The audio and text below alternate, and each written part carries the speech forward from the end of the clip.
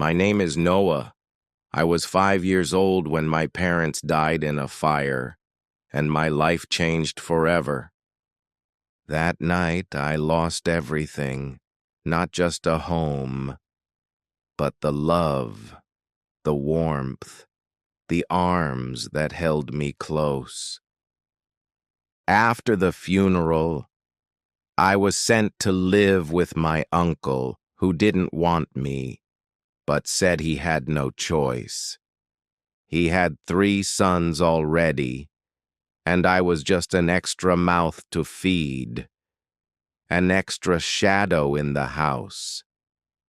They gave me the attic, a cold, dark space with no window, no heater, just an old, thin mattress. The stairs creaked every night, the wind howled through the cracks, and I cried myself to sleep. His sons had warm beds, toys, jackets, even dessert, while I had silence, dust, and hand-me-downs. They called me names, pushed my plate away, and said I wasn't one of them, not really family. I tried to help around the house, hoping they would like me, but they laughed when I cleaned the floor. They mocked my clothes, hid my shoes, and locked the door once when I came home late from school. No one asked if I was hungry. No one checked if I had homework. They just wanted me out of the way. But I stayed quiet. I stayed small. I kept my books close and my hopes even closer inside my chest. Every night I read whatever I could find, old newspapers, torn books, and science magazines from the trash. I didn't have toys, but I had curiosity. And I imagined myself in hospitals, helping people feel better. At school, I sat in the front, raised my hand, answered every question, and smiled when teachers noticed me. The other kids wore new shoes and had lunch boxes. I just had bread and paper, but I never complained once. One winter I got sick and stayed in bed alone for 3 days. No one brought me soup or asked how I was. But I healed myself slowly. Wrapped in old blankets, whispering stories my mom used to tell me long ago. I remembered her voice, her laugh, the way she called me brave even when we had nothing but dreams. That memory became my light, my quiet strength, my reason to keep going when no one else believed in me. At 12, I won my first science fair with a small project about the human heart made from cardboard. No one from my family came to see it, but my teacher cried and said, "You're going to change the world." I held on to her words like gold, because praise was rare, and belief even rarer in the house I lived in. The cousins rolled their eyes, but I kept building, kept learning, and started dreaming even bigger. When I turned 14, I started working weekends at a library just to be near books and quiet. I read about medicine, anatomy, diseases, and how people healed, how doctors gave hope to others. The librarian, Mrs. Clark, noticed me and started saving old medical books for me in a small box. I studied them late at night with a flashlight under the blanket, heart beating fast with every page. Every morning I woke up early, folded my blanket tight, cleaned the room, and walked to school. I carried my books in a plastic bag, kept my head down, and smiled at people who passed me. Sometimes it rained and I got wet, but I never missed class, not even when I had a fever. I sat in the front row, took notes quickly, and asked questions even when others laughed at me. My cousins started skipping school, staying out late and getting into fights near the corner. They came home angry and loud, blaming the world for everything, calling me names with hate. My uncle ignored their troubles, said boys will be boys, and punished me when things went wrong. He never praised my grades, never asked what I dreamed of, just told me to wash more dishes. But I didn't stop trying. I studied all night, even when I was tired, even when I felt alone. Mrs. Clark gave me more books, helped me practice speaking, and told me stories about real doctors. She said I had a rare gift, not just brains but heart, and that I should protect it from bitterness. Her words gave me strength, made me believe that maybe my life could become something beautiful. In high school, I won awards, wrote papers, joined science clubs, and got medals no one noticed. The walls in my attic were covered with certificates, but downstairs they never mentioned my name. I applied for a summer program at a medical center, and after an interview, I got accepted. It was my first time in a real hospital, seeing patients, watching doctors, learning from them. I cleaned the floors first, brought coffee for nurses, and helped with small things without complaining. The head doctor watched me quietly, then gave me books, asked me questions, and taught me about life. He said medicine is not just about knowledge. It's about care, patience, and understanding pain.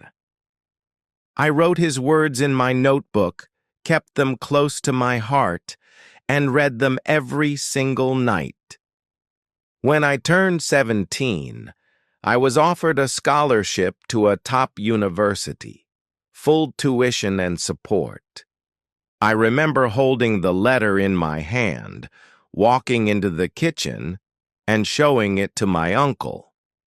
He said nothing for a while, then said, "Doctors need money, we don't have that, so don't dream." I smiled politely, went back upstairs, and packed my bag with silent joy and quiet determination. Mrs. Clark drove me to the city, helped me move in, and hugged me like a mother at the gate. She said, "Now go change the world, Noah. Show them what strength really looks like." I held her words in my chest like a shield, because I knew the road ahead would be hard, but I was ready, ready to suffer, ready to fight, ready to turn my scars into something good.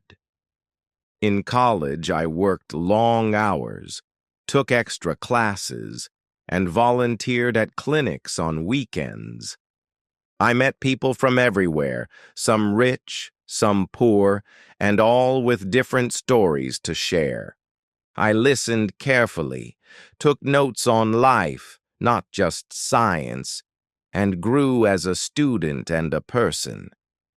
I never forgot the attic, never forgot the silence, the pain, the cold nights without love.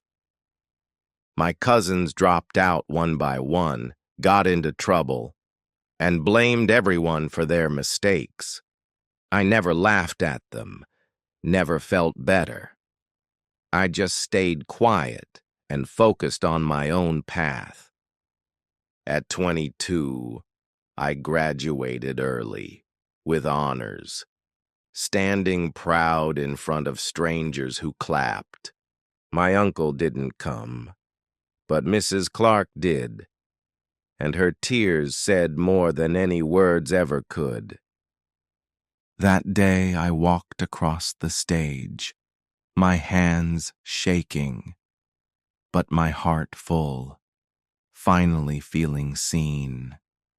They called my name, gave me a medal, and I thought of my parents, hoping they were proud. The boy in the attic was now a doctor, not because of luck, but because he never gave up. And this was only the beginning, the start of something greater, something made of light. My first days in the hospital were hard, full of fear and questions I kept to myself. The other students were confident and bold. They spoke fast and moved without hesitation. I stayed quiet and watched them closely, learning every movement, every small routine. I wrote everything down in my notebook, even how the nurses smiled to calm pain. The doctors taught us how to listen, how to ask the right things at the right time. They showed us how hands should move, soft but sure, strong but never cold. I practiced on plastic arms for hours, repeating steps until I got them just right. I talked to the mirror every night, pretending I was speaking to real patients. One day, a patient called my name. His voice was weak, but his eyes were kind. He asked if I wanted to sit, then shared a story about his life and his family. He said he had no visitors left, no one who came to hold his hand anymore. So I stayed longer that evening, just to talk and listen and let him feel heard. The nurses saw me do that often, and one day one of them smiled and said thanks. I didn't know why that moved me, but it did. It reminded me of my old life. The days when just one smile mattered, when one word could make the dark feel soft. I realized being a doctor was not just healing. It was being human in every moment. I started leading student rounds early, helping organize notes and explain conditions. Some of the students asked me how someone like me got this good so fast. I never said much, just smiled and said I loved to learn and I loved to help. But the truth was deeper than words. It came from years of pain and silent strength. After a year, I was given a small honor for my time with patients and attention to care. It wasn't big, but it meant something, because it came from the people I served. They said I made them feel safe, made them feel seen, like they were more than pain. That night I cried in my room alone, holding the paper like it was gold in my hands. Outside, life kept moving fast. Parties, events, careers being built on loud ambition. But I stayed focused and steady, moving slowly but never stopping for anything. I spent nights in the emergency room, learning how to act when seconds mattered. I watched real pain every day, and it shaped me more than any book ever could. Sometimes I walked home late at night, through quiet streets with my head full of thoughts. I remembered my cousins back then, how they laughed at me, how they said I was weak. Now they messaged me sometimes, asking for help, for advice, for anything I could give. I helped when I could, but I never forgot how far I had come from that small attic. Years passed and I finished med school, top of my class, chosen for a big hospital. People now called me Dr. Noah, and some asked to work beside me and learn. I never let that change my heart. I still cleaned my space, still said thank you to all. because I knew pride was dangerous, and kindness was what truly made me strong. My first real surgery was a moment I'll never forget, hands shaking but eyes clear. I remembered my mother that day, how she once cleaned floors just to feed me. I wish she could see me now, holding tools, saving lives, doing what she dreamed. She always said I would be great, and now I was proving her right with every breath. At a health event in the city, I gave a talk about medicine, and my story was shared. People came after to thank me, to tell me I gave them hope in a dark world. A woman cried and said her son gave up, but now he wants to try again in school. I felt something deep inside then, like my pain had finally turned into a gift. I started working in small towns too, places where no one wanted to go before. I opened clinics, trained young students, gave free care to those with no help. The children there reminded me of me, small, silent, and full of dreams and fear. I told them all, don't stop. One day, this pain will be your strongest power. One evening, as I locked the clinic, a boy ran to me and gave me a crumpled note. It said, "Thank you, doctor, for saving my sister. I want to be like you someday." I kept that note in my coat pocket, next to my mother's picture and my first badge. Because in that moment I knew I had become more than a doctor. I had become hope. The hospital was growing fast. New staff arrived. New buildings were built every year.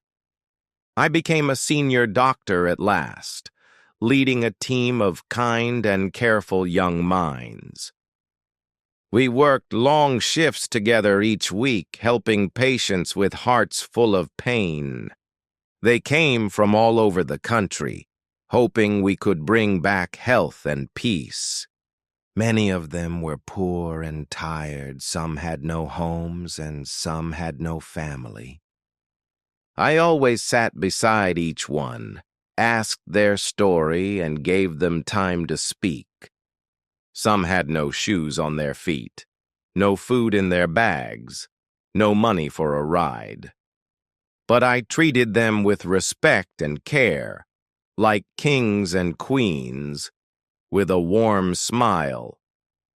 One winter, we had a long power cut, and the whole building felt cold and slow. The machines stopped for hours, but the team stayed calm, holding hands with hope. We used flashlights to move around, used simple tools to clean wounds and cuts. That night, a woman gave birth in silence, while nurses held lamps above her head. She named the child after me, said I saved her life, said she felt like I was family. I cried after she left the ward because I remembered the time I felt just like her. No one holding my hand in pain, no name remembered, no blanket to feel warm. Now I was the one who gave light, the one who stayed when others walked away. I began traveling to other cities, giving talks to students, training rural doctors. They listened closely to every word. They knew I spoke from truth, not pride. One boy stood up and said aloud, "I want to be like you. I want to help the poor." That one sentence made me smile because I once whispered it to myself in bed.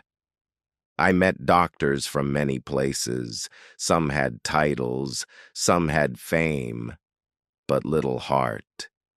They talked about money and power, about fame and respect, about being known. But I talked about simple things like listening, like staying late, like holding hands. Some laughed at my words at first, but others followed and started doing the same. One morning I was called upstairs to the director's office with flowers on his desk. He said I was chosen for an award, one given for kindness and silent impact. He said patients wrote letters about me, long letters full of love and grateful tears. I didn't know what to say at first, but I thanked him with both hands on my heart. The award didn't change my work. I still woke early and stayed long after the shift. I still cleaned my tools myself, still folded the bed sheets, still checked every chart. I didn't want to be the best in name. I wanted to be the one who truly healed, the one who saw pain before words, who stayed when the world turned away. I saved money little by little, never for cars, never for gold, only for something true. I bought a small building downtown, turned it into a free clinic for poor children. We offered food, clean water, simple care, and quiet rooms full of calm colors. Volunteers joined me each week, and we made it a place of warmth and love. The news wrote stories about the clinic, said it was rare to see such heart today. They took photos of the children smiling, holding toys and hugging each other. One photo showed me holding a child, and it went viral in just one night. People from other countries sent letters, thanking me for making the world better. But behind all that light and praise, I still walked home in silence every night. I still kept a photo of my mother and one of the old room where I grew up. I still heard the words of my cousins, their laughter when I had nothing to wear. But now I use that pain as fire, as power to lift others who feel like I once did. I met a woman at the hospital. Her name was Elise, and she was gentle and kind. She worked as a nurse on night shifts, quiet and soft, but strong in every way. We talked over coffee one evening and shared stories of our long and hard pasts. She didn't care about awards or titles. She cared about people, just like I did. Weeks turned into months with her, and her presence became my favorite piece. We laughed over simple things, shared books, and cooked cheap meals with joy. She visited my clinic one Sunday and spent all day playing with the small kids. That night I knew she was the one, not because of beauty, but because of soul. I proposed in the garden behind the clinic, with flowers grown by the children. She cried before she said yes, and hugged me with both hands over her heart. We married quietly in spring, just close friends and some nurses by our side.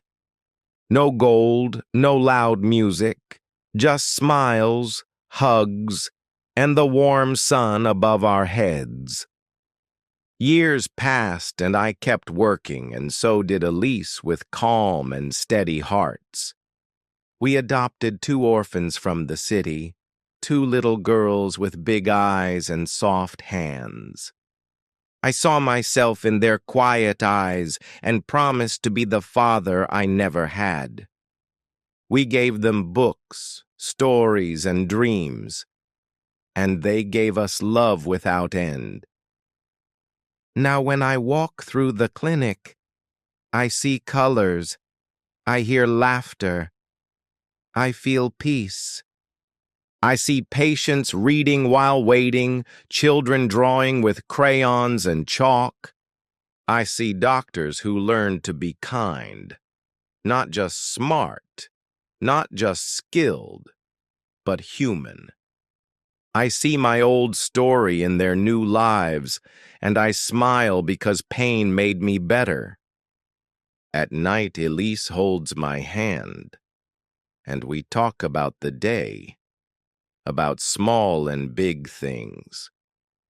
She says she's proud of me often, but I say I'm proud of the journey we took.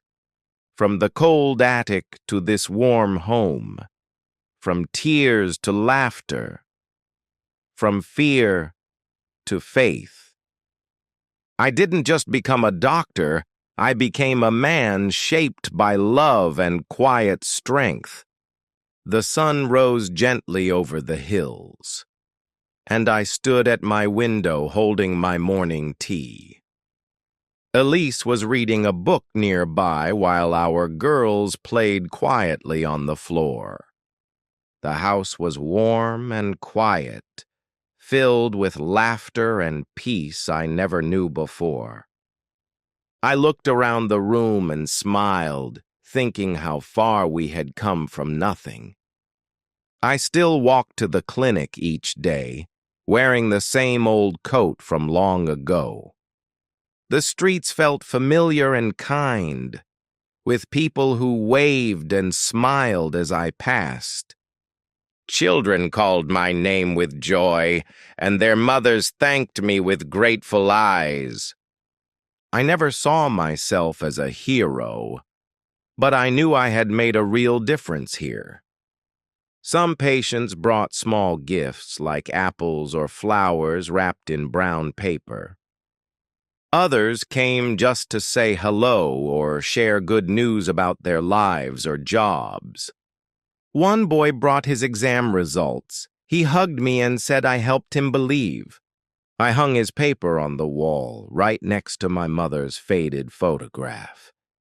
At night, I often sat with Elise, telling her stories from the clinic and beyond.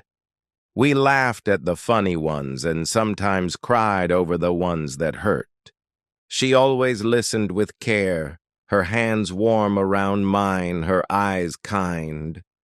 She said healing wasn't only medicine. It was listening and loving and staying. I remembered the old days often, when I was hungry and cold and felt forgotten. The days when my cousins mocked me, and I cried myself to sleep in silence. Now they send me messages online, telling me how proud they are of me. They say they knew I would succeed, but I remember how they once looked away. I forgave them long ago, not for their sake, but to free my heart from anger. Carrying pain too long is heavy, and forgiveness made my chest breathe again. I didn't need revenge or praise. I just wanted to build something good and lasting. Something my mother would have been proud of. Something that helps others heal. I started mentoring new doctors, young and unsure, just like I once was. I taught them to speak softly, to look people in the eyes, to ask before touching. I reminded them that kindness matters, even when you're tired or running late. And when patients leave smiling, that is the real reward, more than anything else. We opened a small school nearby to teach poor children science and dreams. Elise helped organize books and lessons, and our girls read to the younger ones. Every Friday we held a story circle, where I told them my own childhood tale. They listened with wide eyes, then asked how I became a doctor from all that. I told them that pain is not the end, it's just the beginning of a stronger road. That even when no one believes in you, you can still believe in yourself deeply.